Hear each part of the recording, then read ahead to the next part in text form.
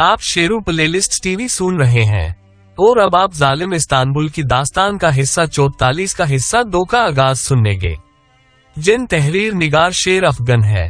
तो आइए हजरात, लुत्फ उठाएं।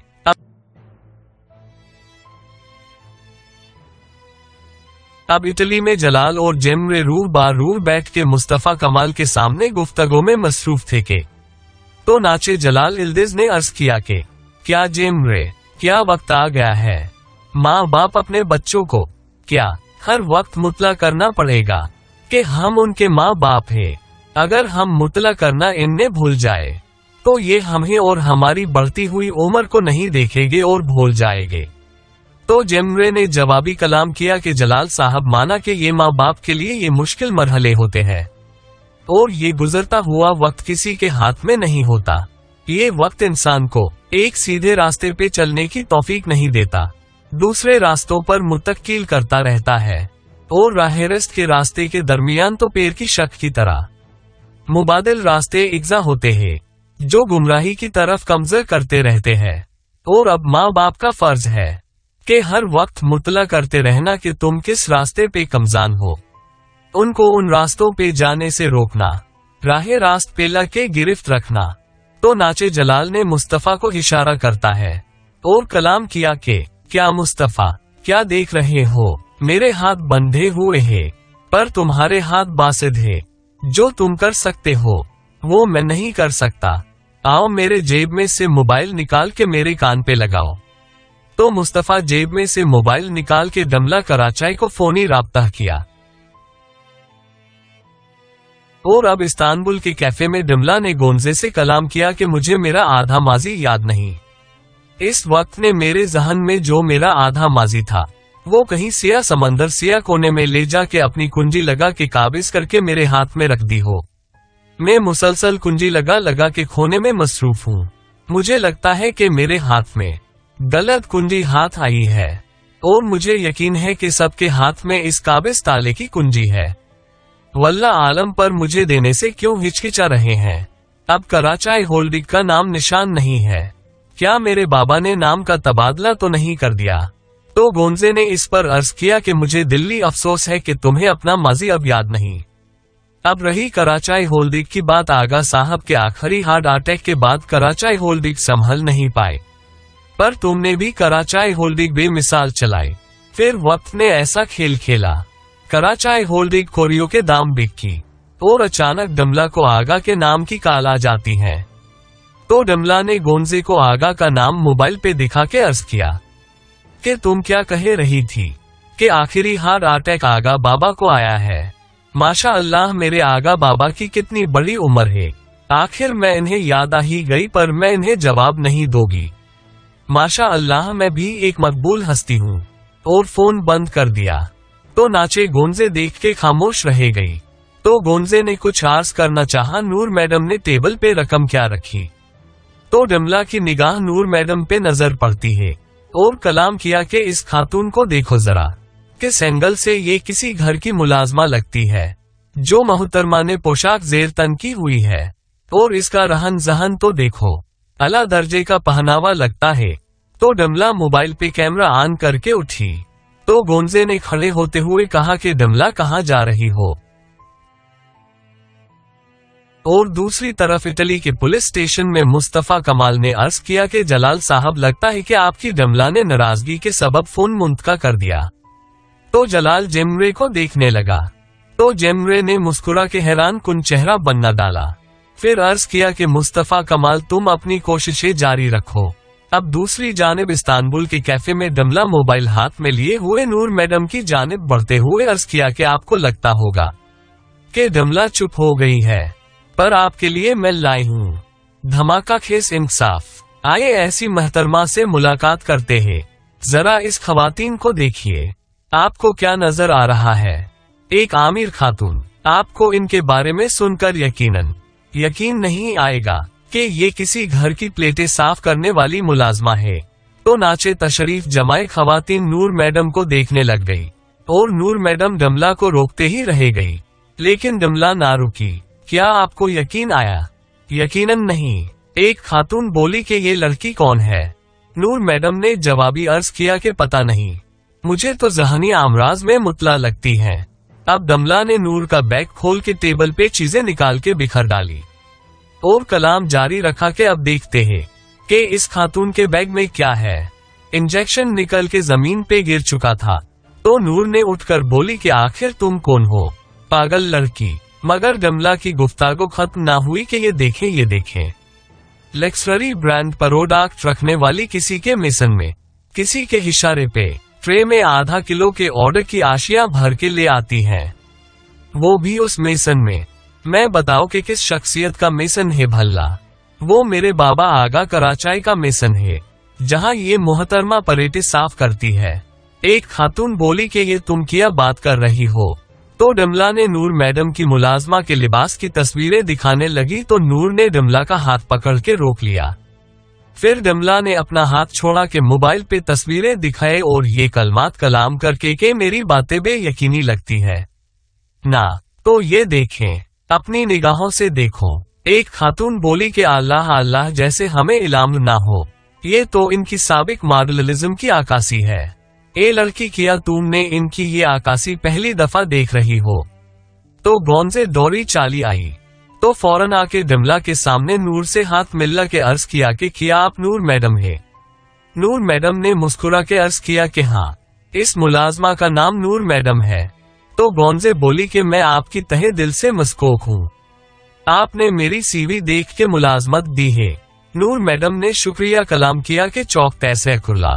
तो डमला ने हैरान हो कि मुस्कुरा के अर्ज किया कि अब ये नूर मैडम कौन है और इन्हें तुम ऐसा खिताब क्यों दे रही हो? गोंजे ने अर्ज किया कि जो तुम्हारे सामने खड़ी है ये इतनी बड़ी होल्डिंग की सरबराह है कि मैं क्या बताऊं तुम्हें। तो डमला बोली कि नहीं, ये तो हमारे मिशन में काम करती है, तुम भी ये देख लो।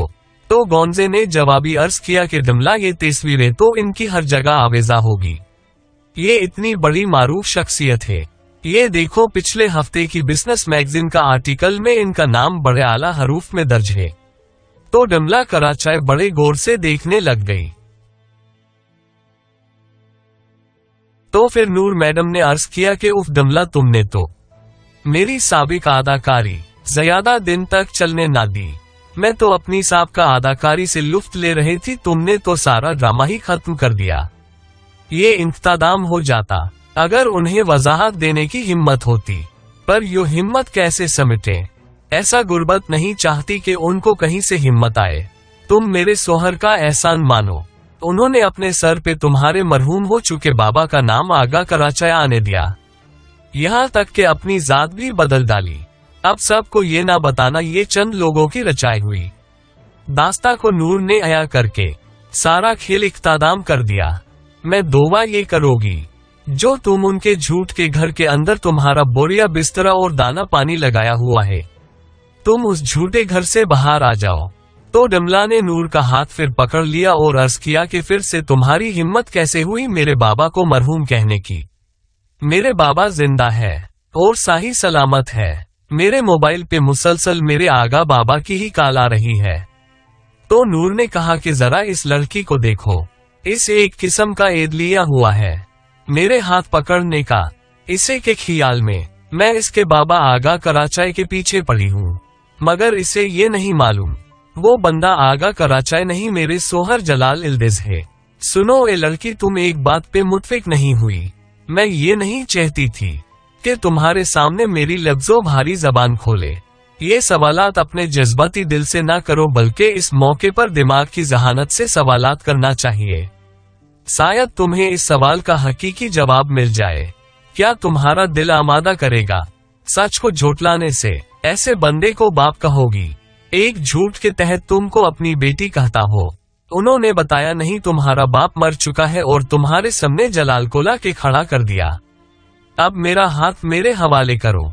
जो तुमने मेरा हाथ पकड़ा हुआ है, मेरा हाथ तुम्हारे किस काम का नहीं। तो अपना हाथ पकड़ो और चाहो तुम जिस तरह की कुंजी लेके माजी लौट जाओ। तुम खुद याद करो कि तुमने क्या क्या खोया है। तुम दूसरों के अल्फाज ना दिखती जाओ, वो तुम्हें असल हिकायत नहीं बताएंगे। पहले उनके सामने तुम्हारे बाप की दौलत थी, अब ना रही तो अब जलाल की दौलत पर मुख्तस हो गए हैं। तो डमला ना छोड़ा तो गोंजे ने डमला के कंधे पे हाथ रखा और दूसरी जानिब इटली में मुस्तफा कोशिश मसरूफ था। इसी दौरान एक अहलकार आके फरमाता है कि वक्त खत्म होने में कुछ लम्हात ही रह गए। जिम्रे और जलाल पे तशवीश काबिज हो गई। अब इस्तांबुल के कैफे में गोंजे ने फरमाया कि डमला ये सब कुछ सच है। तुम्हारे भाई और मोम से पहले तुम्हारे आगा बाबा इस खालिक कायनात से जा मिले थे। अब उनका नाम भी सफ़ा हस्ती से मिट चुका है। तो डमला के आंख में अबे हयात की 2 बूंदे गिरी तो डमला ने अर्ज किया कि गोंजे ये कहिए दो जो अभी तुमने अर्ज किया है ये महज गलत बुनियाद पे अर्ज किया है। अगर गोंजे तुमने गलत बुनियादी अर्ज किया है तो गोंजे तुम मेरी दोस्त नहीं रहोगी। तो गोंजे ने कलाम किया कि काश ये मैंने गलत बुनियाद पे अर्ज किया होता, पर ये डमला हकीकतम सच्चाई है। तो डमला मेज पे हाथ रख के रोने लगी। तो नूर ने कलाम किया कि अब मुझे लग रहा है मेरे जाना ही बेहतर होगा। तो खवातिन आज तुम सब से इजाजत चाहती हूँ। ये सुनो ए लड़की, अगर तुम्हारा नफ्सियाती और जज्बाती ड्रामा इख्तिताम हुआ तो जो तुमने मेज पे चीजें बिखराई हैं तुम अपनी मुजम्मत के तौर पर ये चीजें समेट के मेरे बैग में डालो। तो गोंजे उठाने लगी तो नूर ने गोंजे को रोक के कलाम किया कि जिसने ये किया है उसको आजाला करने दो। क्या लड़की तुमने सुना नहीं? डमला नम आंखों से चीजें एक एक उठा के नूर मैडम के बैग में रखती गई। जब डमला ने सब चीजें उठा के डाल चुकी तो नूर ने कलाम किया कि अब तुम जमीन पे देखो कोई चीज जमीन पे गिर तो नहीं गई। जब नूर की नजर इंजेक्शन पे गई तो और डमला उठाने लगी तो नूर ने फौरन अर्ज किया कि बस तुम्हारे अंदर दूसरों का लिहाज नहीं पर मैं दूसरों का लिहाज करती हूँ। तुमने मेरा लिहाज नहीं किया था, इसका ये मतलब नहीं। लिहाज करना छोड़ दो। ये वक्त भी ना जाने क्या खेल खेलता है, जिल्लत का बदला ले ही लेता है। अब नूर मैडम इंजेक्शन उठा के बैग में रख के रवाना हुई। अब गोंजे ने गिरती हुई डमला को पकड़ लिया और बोली कि चलो यहाँ से, और पकड़ ले गई, पर एक सीसी जमीन पे रह गई। अब इस्तांबुल के कैफे के बाहर के मनाज़र ये है कि नूर अब गाड़ी में बैठकर रवाना हुई। गोंजे डमला को बाहर ले आई। डमला मुसलसल अपने बाबा का नाम आगा कराचाए अपने मोबाइल पे देखी जा रही थी। तो डमला के हाथ से मोबाइल क्या छूटा, डमला गोंजे के हाथ से फिसल के दहलीज पे गिर के बैठ गई। तो डमला ने गिरे हुए मोबाइल को उठाया और गोंजे डमला के पास बैठ गई। तो डमला फिर से नाम देखने लग गई। तो डमला ने कलाम किया कि गोंजे यहाँ से चली जाओ, मुझे अकेला रहना चाहिए। तो गोंजे ने कलाम किया कि नहीं डमला, तुम मुझे तुम्हारी गमखारी करने का एक मौका दो। तो डमला ने निगाहें साफ करके अर्ज किया कि फिक्र ना करो, डमला इंसान नहीं है। उस खालिक कायनात ने मुझे मिट्टी से नहीं बनाया, बल्कि पत्थर से तामीर करके कोई और मखलूक बनना डाली हो। तुम मुझ पर अपनी गमखारी ज़याह ना करो।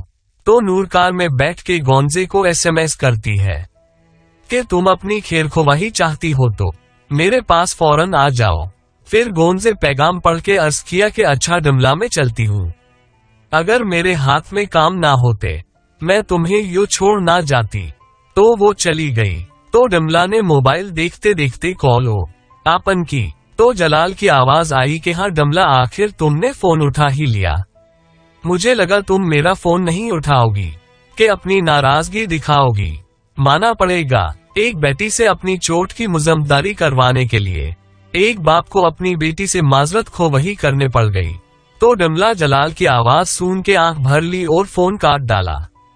और इटली के पुलिस स्टेशन में और 2 बंदे आके 2 बंदों में से एक बंदा बोला कि time is over this meeting. अब 2 बंदों से एक बंदा जलाल के पास क्या आया तो मोबाइल बज उठा। तो जेमरे ने कलाम किया कि give me some more time, one has to answer the phone. तो एक बंदा बोला कि okay take your time but for our little well. अब सबके चेहरे तसल्ली बख्श हो जाते हैं। इसके साथ ही ये एपिसोड 44 का हिस्सा 2 मुकम्मल हो जाता है, जिनके तहरीर निगार शेर अफगन है। और एपिसोड सुनने के लिए लाइक और सब्सक्राइब करें।